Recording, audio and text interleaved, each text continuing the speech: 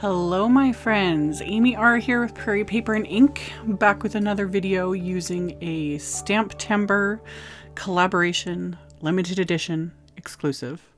Today's collaboration is with Honeybee Stamps, who is near and dear to my heart. I have been creating with Honeybee and on their design team for years now. I don't know how long it's been.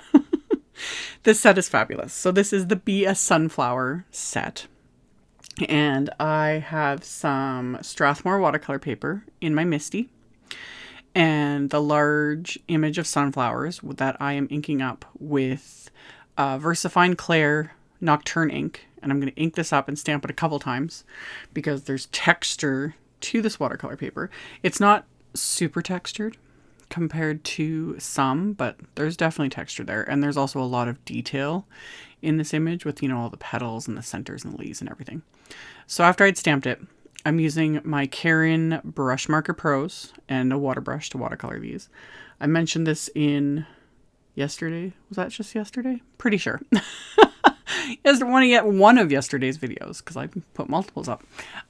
This combination of this Strathmore watercolor paper with Karin Brushmarker Pros, mwah, chef's kiss, works amazing.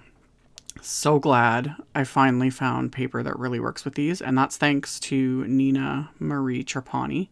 And this card is actually inspired by that video. She did a video earlier this month with the Memory Box collaboration. Yes. And I watched her video and I was like, I love this. I love, like, every little like next technique she would do. I was like, I love this. I love this. I love this. So I was heavily inspired, like pretty much like copying in a sense. So if I remember, I'll link to her video. If not, go to Nina Marie Trapani's. She's got a blog and a YouTube channel, and she designs a bunch of fabulous things for Simon Says Stamp. And I love her style. Her bright color, her use of color, like she has very bright colors and the splatter and the techniques and all the fun things. Like, just love it. Love it. So I did very simple coloring.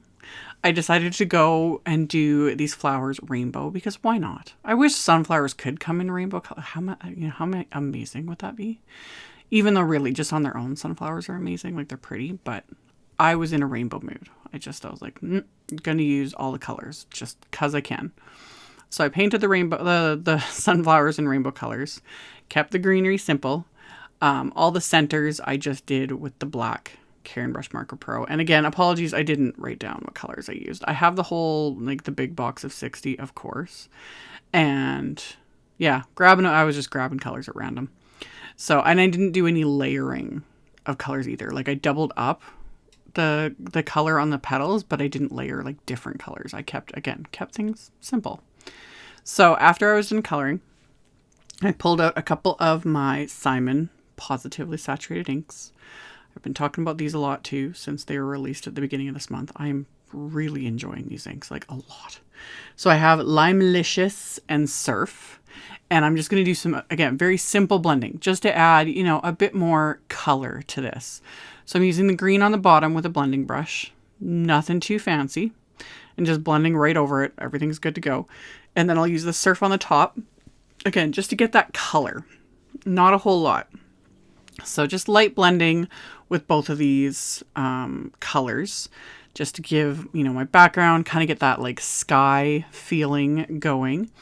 And since this time I stamped this onto watercolor paper, I'm going to get a more reactive, more of a reaction when I add water. These inks are very, like they're water-based, but they're also water reactive, which is really fun. So this time I can actually show it properly, because the last time I showed it, I was doing it on just regular cardstock, so you don't get that really lightning effect. So I splattered water, and then I'm just going to press down some paper towel, pick it up, and there you can see how you get the fun little splatter effects. So I did that, and then of course I'm going to add more splatter. I'm going to get my Perfect Pearl powder out and just mix it right up on my work surface, because whatever.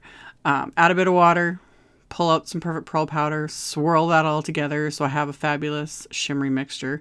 I do have a little mini Mr. bottle around here. I was using that for the longest time. I don't even know where it went. It grew legs and walked off just like everything else. Anyway, yeah, either or works. Pre-mixing it or just mixing it up on the go, because I end up using it all up anyway. So I splattered that heavily on the background, let that dry. And then this was also very inspired by Nina Marie and the cards she had done. She used this large raindrop stencil, which I think she designed. So I pulled that out, and translucent texture paste. This is the translucent or transparent gloss texture paste. I ordered this paste after watching her video. I was like, I can't believe I don't have this. This is so perfect. So I'm applying a thin coat of this over this stencil. This will dry completely clear and glossy. Just, it's so perfect. It's so perfect. So I applied that. Later, I will put press and seal on my jar to keep it sealed, you know, so it doesn't dry out. But applied the texture paste, and then I'm going to very lightly add a bit of glitter. I have 2 glitter dusters here. One has Simon's Unicorn glitter, and the other one has the Distress Rock Candy glitter. A little bit of overkill, but they are different. They really are. Like, Simon's Unicorn glitter is very shimmery, reflective. Rock Candy glitter is... it's hard to explain. It's almost more of a white glitter in a sense. It doesn't have those like iridescent pickups of other colors. So yeah, dusted those lightly. I let everything completely dry. I came back to it and then just used my big fan brush to brush off all the excess glitter. So the only glitter on here is just encased into that like transparent raindrops, which you'll kind of see in the light, and then I'll show it better at the end too. But I love it. It gives it an extra something, but it doesn't like take away from the, you know, flowers in the background and everything.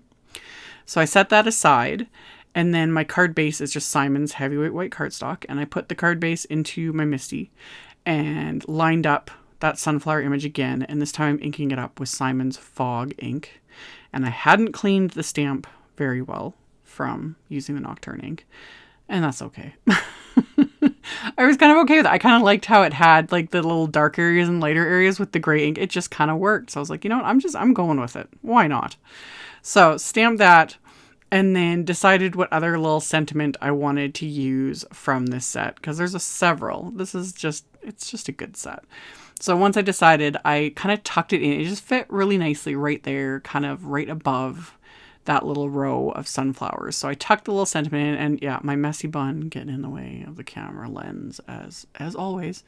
But yeah, stamp the sentiment, and then I can fold over my card and reinforce that score line with my Teflon bone folder.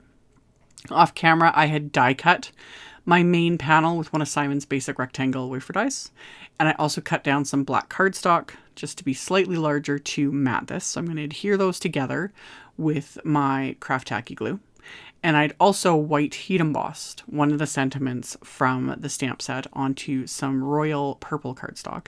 This is also something I've been doing more and more lately, and 100% inspired by Nina Marie. She's been doing that with sentiments. Like, I always just white heat emboss them on black. That's just habit. But like using brighter colors and then like trimming them out rather than cutting everything, you know, into a straight line, into a banner. That's something she does a lot, and I just love the look of it. So yeah, I've been copying her quite a bit because her cards inspire me. So I put little foam dots on the back of that sentiment, just popped it up to give it that little bit of dimension. And then I'm going to adhere this to my card base with more craft tacky glue. And that's actually going to finish it off. I decided not to add any other any other bling or embellishments or anything. The rainbow colors and the splatter and the raindrops with the glitter, this just worked. So I didn't want to add anything else to it. And those raindrops are so fun, and it just goes with the image and the sentiment and everything. This was so much fun to make. So I really enjoyed making it. I hope you guys enjoyed the video. As always, I will have a link below the video to my blog post. I will have links to all the supplies I used. This stamp set, which again, is limited edition, one and done. All those things. I'll have links to that below the video if you're interested. Thank you all so much for watching, for subscribing, thumbs upping, commenting, all of it. I very much appreciate all of you. And I will see you guys very soon in the next video. Bye!